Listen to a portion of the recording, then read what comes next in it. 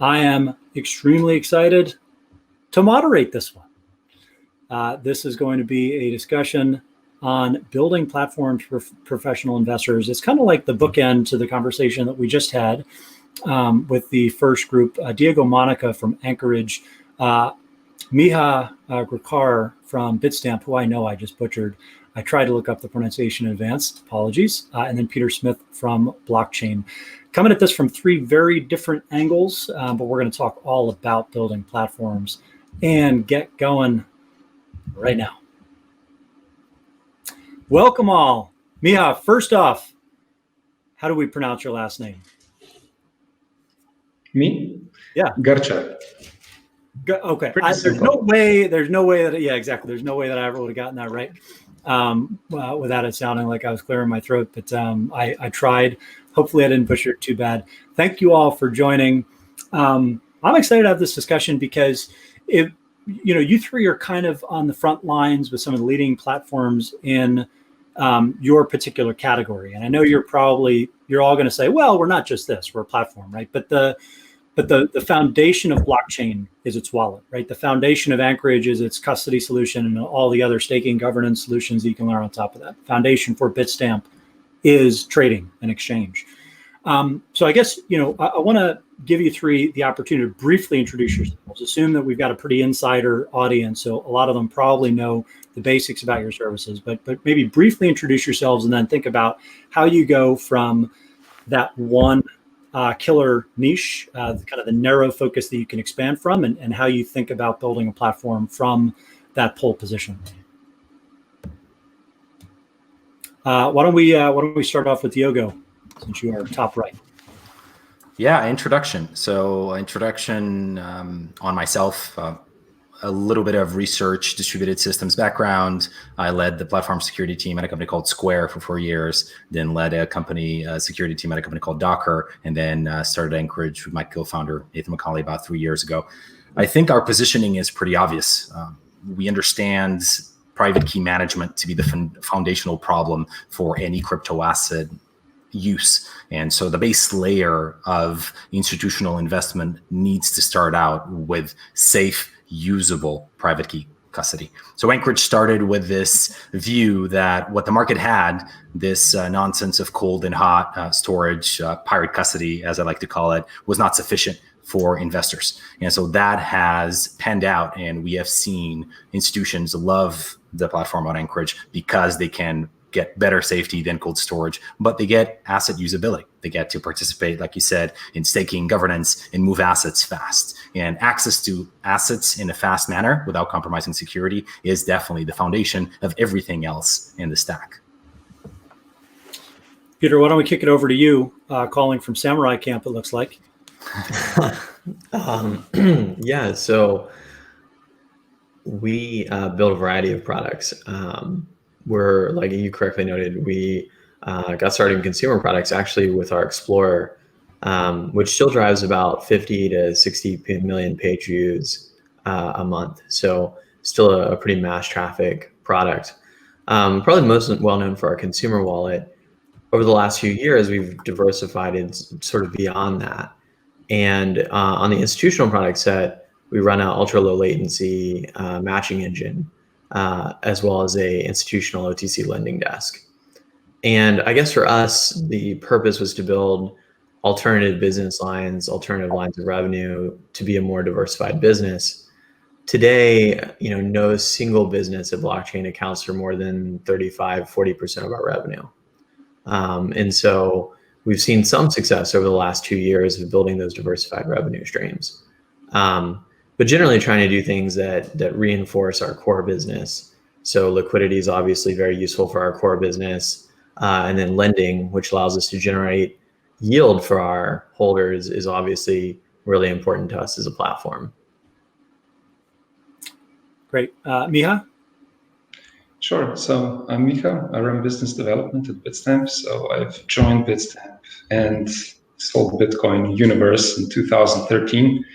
And our value proposition as an exchange always was, since the early days, enable people to get their hands on Bitcoin and other virtual currencies as the space developed.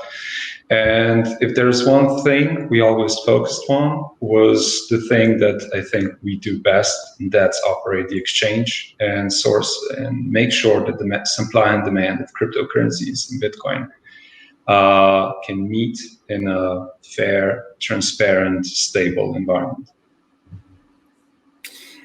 I'm curious. Every single one of you mentioned extending the platform or extending like the initial core competency to either diversify, to better serve customer needs. Obviously, everybody's thinking with the customer in mind, but there are so many different moving pieces to financial services that as soon as you start to diversify, you start to encroach on your potential partner's territory, right? And there's a lot of like frenemy situations within crypto.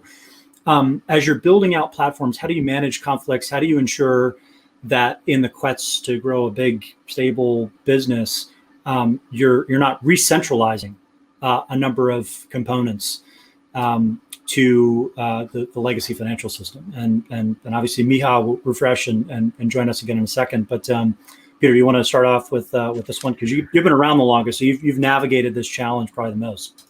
Yeah, sure. We've been around since 2011. And we constitute about 30% of the Bitcoin chain in terms of transactions. And so partner management is pretty important for us. We both enable a lot of our partners, and we're also reliant on a lot of our partners. And so we experience it from both directions. I think that the key thing for us in terms of not re-centralizing everything from a customer perspective is that we are a on-chain company. We try to push everything on-chain. We even encourage customers to take their deposits off of our exchange, off of our trading products, and store them safely, whether that's a hardware device or a software non-custodial wallet or a multi-sig step. So we're very focused on making sure that people don't leave their assets with us.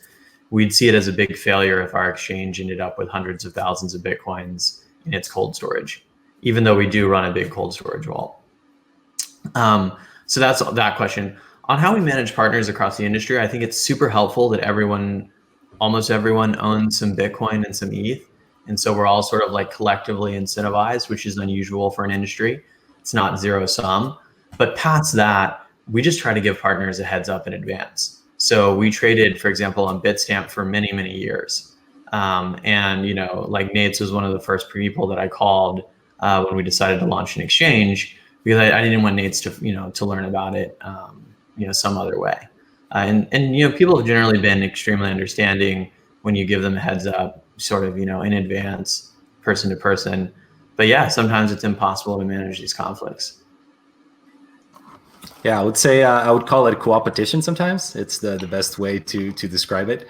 But if I had to side or defend the other side of the argument, what I would say is take, for example, the current race for Prime. I think it's that there's a big difference between, assembling pieces in an ad hoc fashion and trying to stay away from certain pieces and really build a whole stack from the ground up. And it turns out that whenever you try to assemble, or when you start with one area and you try to just collaborate together some other areas, or you don't have, for example, the fundamental technology that you need to really provide the base services very well, you end up with an ad hoc solution that just doesn't benefit anyone. And so if we do want institutions in the space, we really need the level of crypto infrastructure to be somewhere close to the level of traditional infrastructure. And, right now we're nowhere close. And part of the issue is that all of these different things are different silos and there's really no integrated stack. So yes, in one end, you definitely want to have these things on chain, like was said. That's also Anchorage's philosophy. But you also want our clients are asking us for a whole solution that actually works well together. And so that's the other side of the argument and kind of like the other competing priority here. Yeah, you at the exchange level are running one of the businesses that's traditionally been the most profitable, most lucrative, because it's generating fees and revenues are maybe an order of magnitude larger than the next largest type of financial service. So you have an especially tricky situation where if you're extending, it's probably for lower percentage revenue upside. And at the same time, you risk kind of pissing off your partners if you start to eat their lunch too much. What have you seen historically at Bitstamp, and how have you from an exchange perspective, tried to manage this, given that many of the other mega exchanges are vertically integrating and adding a number of services for their clients, either through M&A or by spinning up new divisions. So first, can you hear me all well? Yes, great, much better. Okay, so first and foremost, it's an evolution, right? So when we all started, it was a very grassroots movement. So there was no institutional adoption. Institutions were actually the biggest threat to the existence of this very industry, if we could even call it industry at that point in time. Of course, the perception changes, and then also the demand that we're seeing from the market started to change. So all of a sudden, all this institutional adoption or interest comes with very specific modules, if I can say so, which you have to address. Custody was number one, then it was compliance, then it was licenses. So it's a puzzle that's just kind of taking shape in front of our eyes. And at the same time, yeah, of course, it's a very friendly environment, but nevertheless, it is a competition. And I think everyone needs to balance out the fact that it's a tide that raises all boats, and that we all need to, make money and run a business and make sure that in 10 years, when this is a new asset class, like Meltem said before, that we're all still around, solving problems for retail customers, the early adopters, as well as the proper institutions. Maybe the biggest, Diogo had kind of hinted at this. Maybe the biggest area of competition right now is in the prime broker segment, where we've seen just in the last 2 weeks mega M&A and new product line announcements. M&A is a topic that we're going to discuss in this evening sessions as well with a few folks from the M&A leads at Coinbase, at Binance, and Kraken, some of the more active M&A participants. How do you think about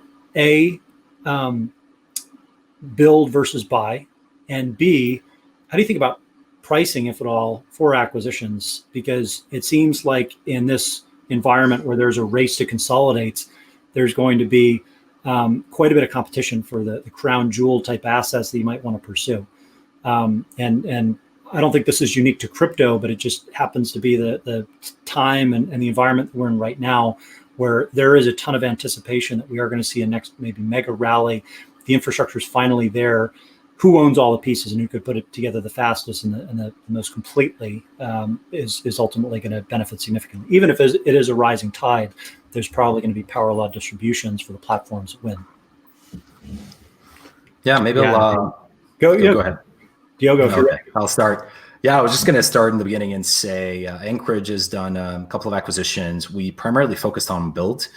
We find that there are very few teams out there that actually have the crypto native skill set to build scale, secure infrastructure that hasn't really never been built before. And so a lot of our technology is all ours, and a lot of our stack is all ours. So we primarily focus on acqui-hires. We primarily focus on talent acquisition. And so pricing in that sense is pretty easy, because it's a lot easier to price an acqui-hire based on how much it would cost you to actually go out to the market and recruit that talent. And so for us, we haven't really thought about asset acquisition, or we have considered it, but we've never really pulled the trigger on any acquisition like that.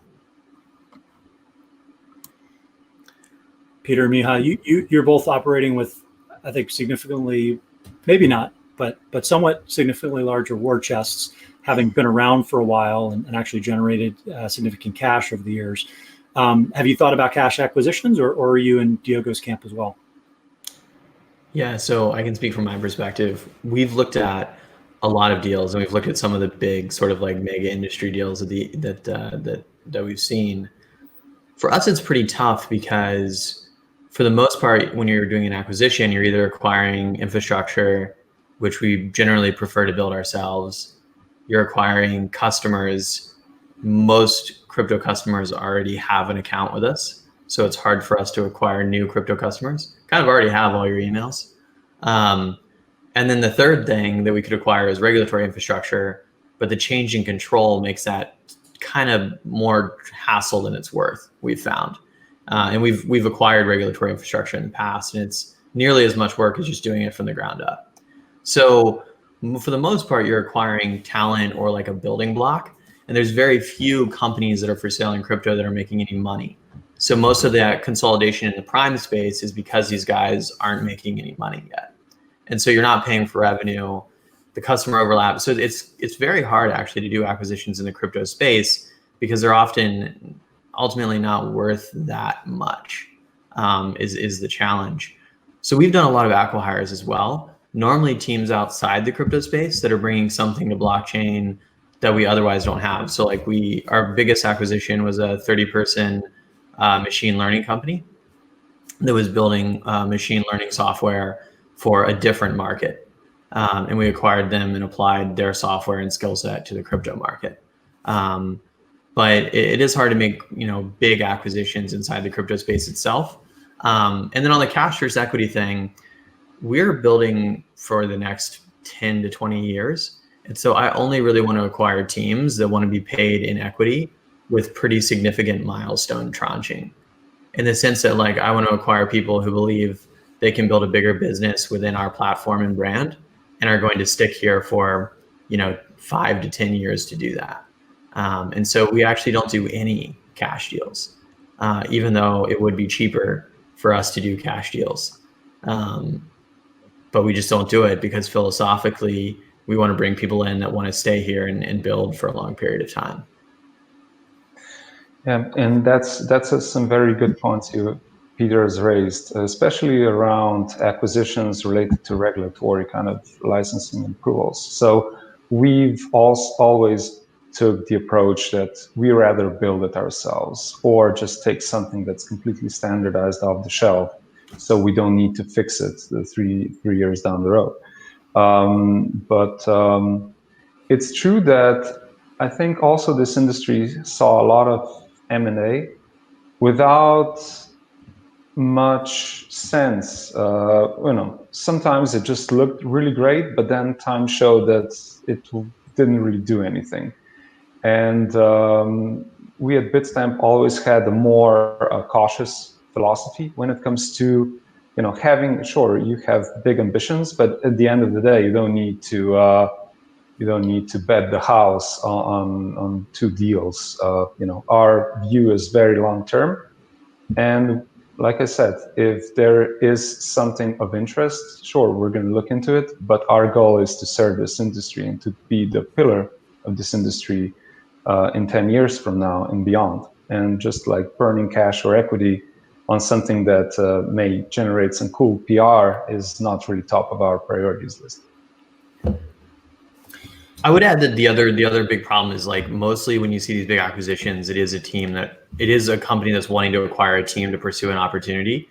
Like even in the Tagomi Coinbase acquisition, and the Tagomi process was around for a while and a lot of folks looked at it. So it's like a good one to talk about. Coinbase has all the underlying pieces that Tagomi has. The only thing that they don't have is like a nice front end that ties it together and a team that's really excited about pursuing that market opportunity.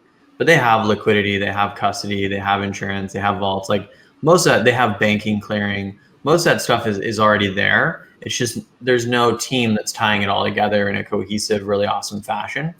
And then for all the folks in the prime space, everyone's kind of learning that you need a huge amount of capital to make that business work, which either means you need a huge balance sheet and or you need the ability to borrow at a really competitive price point to lever up your balance sheet to pursue that opportunity.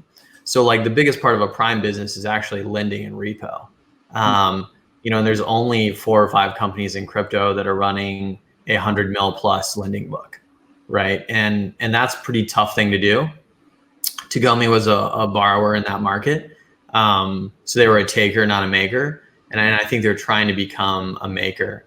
And so they were looking for a company, they were looking to be acquired by a company that either could help them build that balance sheet or could provide it because they were already running that kind of business.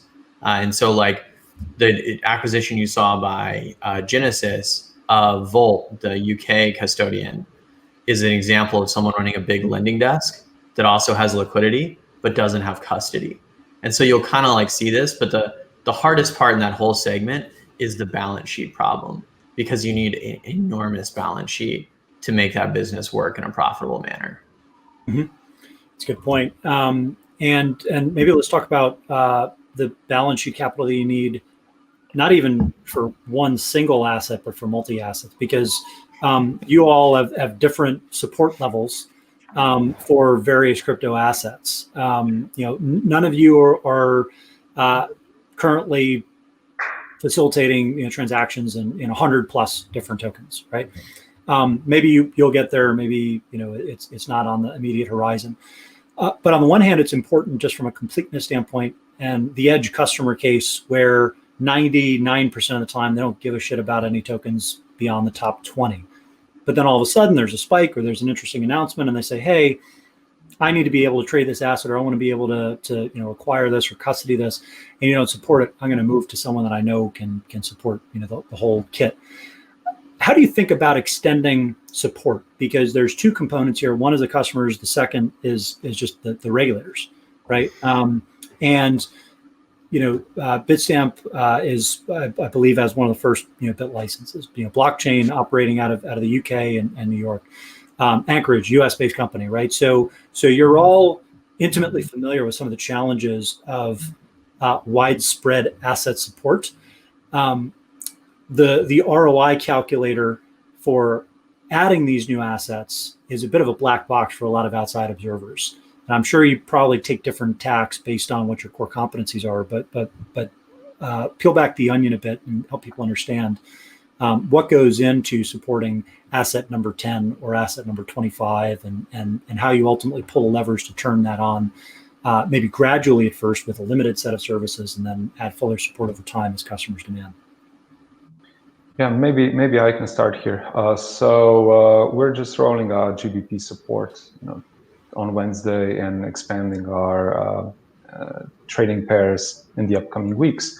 And you have a great point, because once you go down the road of regulatory approvals, it does slow you down. Of course, it adds to the brand, to the stability, predictability, transparency. But at the same time, you cannot just list numerous amounts of altcoins as they become hot stuff for a week or two.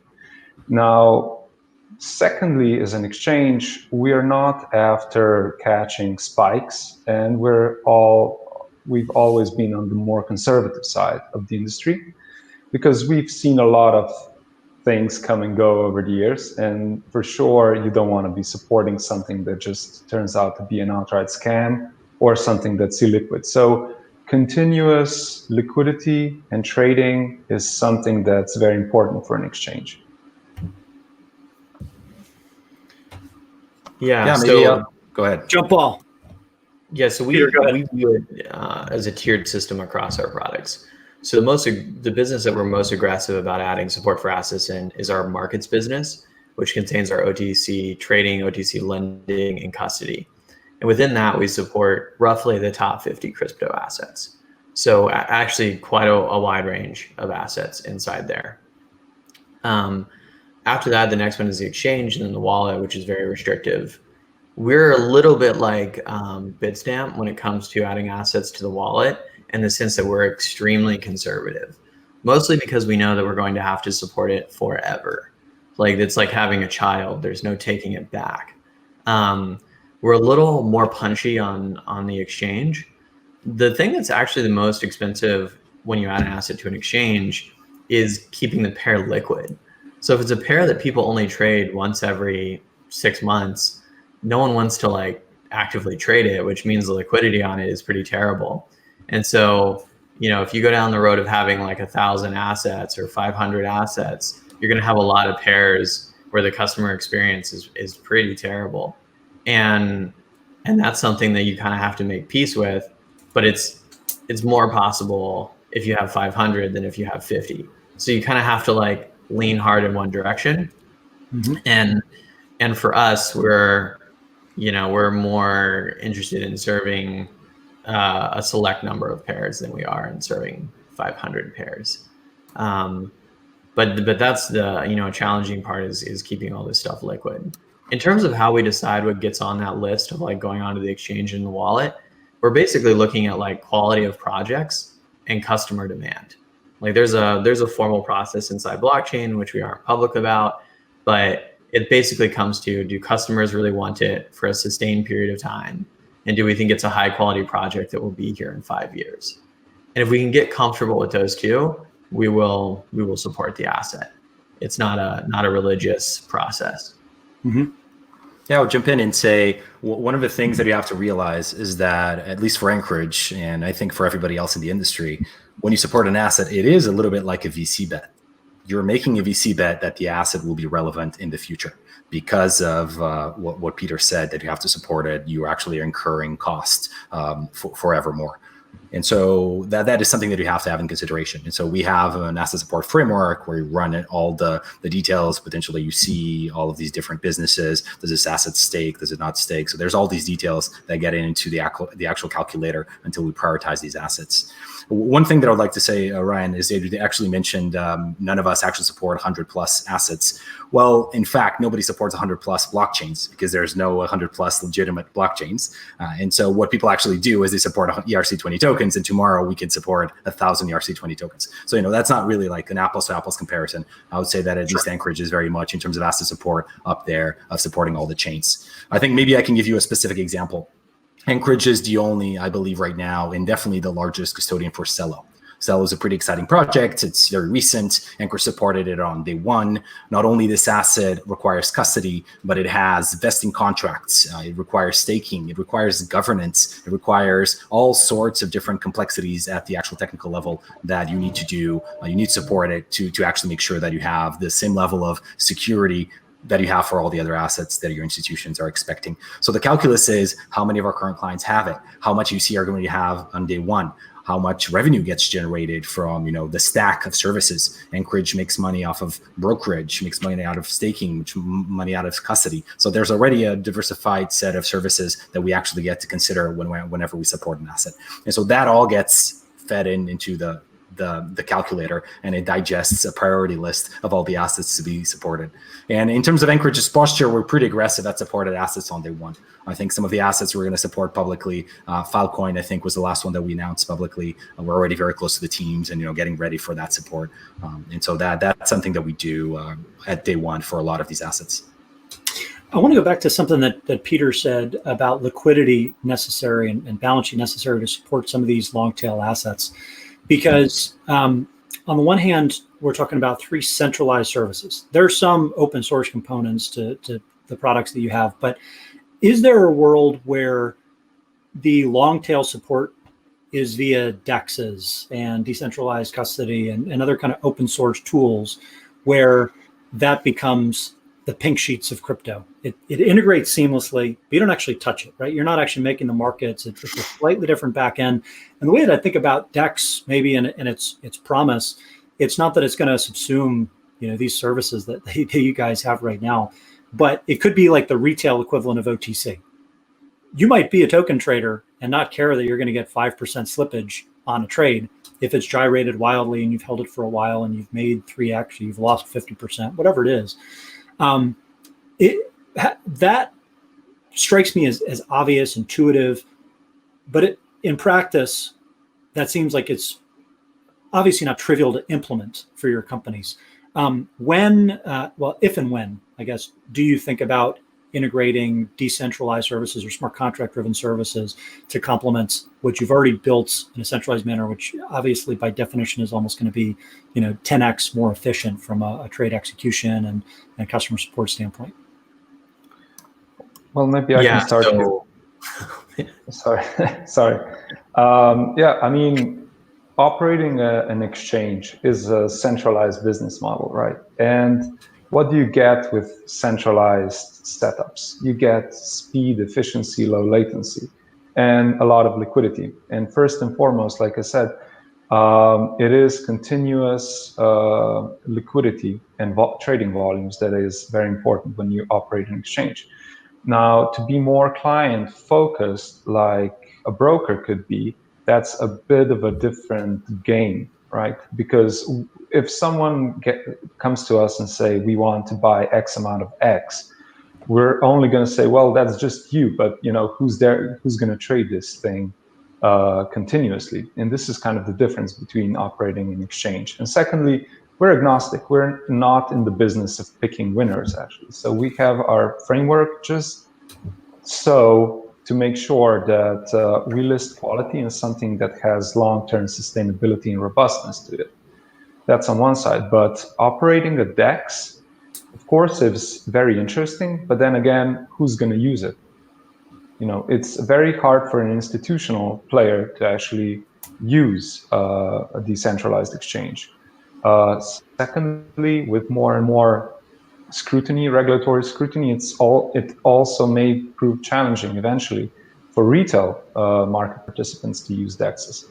And the more highly regulated and particular businesses like Bitstamp or some of its competitors, it also opens a can of worms when introducing these different concepts. So I think it does have a place in the future, but it's very hard to pinpoint how that's going to pan out, at least at this point in time. Peter, anything to add? Yeah, so we're probably pretty well positioned to do this in the sense that you need your own private key to trade on a DEX. And all of our users in our core consumer product have their own private key. So if anyone was going to do it, it would probably be the smallest jump for us, would be because we already have everyone trained. The challenge today is that we haven't seen a DEX emerge that has like stable liquidity of any kind for a year. So I'm kind of waiting to see which DEX stabilizes for a year. And so far we haven't seen that happen yet. So kind of waiting to see what that landscape looks like before we open up support for a DEX inside any of our consumer products. But for what it's worth, I think your thesis is pretty spot on, and I think you will see it happen. We're certainly preparing for it, but I think we're a little ways out. Yeah, maybe Anchorage's viewpoint is a little bit different. We serve institutions exclusively, so we don't actually serve retail directly. One thing that I would say is there's always going to be a set of regulated institutions that needs ultimate ownership of private keys. And if you think about qualified custody and that requirement actually has something, called possession and control. And so that, just immediately removes the idea that somehow the keys are not under possession and control of this third party. So there might be a set of technologies that don't currently exist that allow you to do that somehow, but in the near future, that won't actually be the case. So there's actually a regulatory requirement for institutions that are regulated to actually have this on a centralized authority that actually meets the regulations. Well, one of the things that I would say is that we're actually not that far from institutions. I think Miha's point is excellent, which is there usability? You have these private keys, but can you use them? So one of the things that we see is Anchorage already supports Maker governance, for example. I think we're one of the largest custodians of Maker. We also support compound governance. And so we already are participating in these decentralized protocols. We're allowing our investors to actually set the policies that the networks are actually instating. Same thing for Celo. There is distributed governance. Anchorage today is participating in allowing our clients to actually set what the governance effectively of the networks are. So it's just one little step. From a technology perspective, there's no difference really of allowing a DeFi decentralized protocol. It's really about client interest. And what we see is that institutions find it interesting and they're actually curious about it, but no one is actually willing to take the smart contract risk in. And so until somebody really is willing to put large positions and take the smart contract risk, then it becomes an interesting business for Anchorage. But from a technology perspective, we already support it today. It is the same type of governance, same type of active participation that we already do for Celo, for Maker, and for other things like Compound. We only have a few minutes left, and we're going to have a full panel tonight on lending services, staking services, and some of the nitty gritty of that financial plumbing. We did have a couple of questions about lending, though. So maybe we'll do a lightning round with about a minute per, and talk a little bit about how you're positioning and kind of building out the platform capabilities to support crypto collateralized lending, because it is fraught with risks, given you have reference data issues, you have custody issues, you have hyper volatility issues on unregulated exchanges or loosely regulated exchanges overseas, depending on where the trading activity is going. So there's different capabilities that the three you need to think about. What are kind of the quick bulleted highlights? yeah, why don't you kick off and then we'll go Diego and Peter, you can round it out. Sure.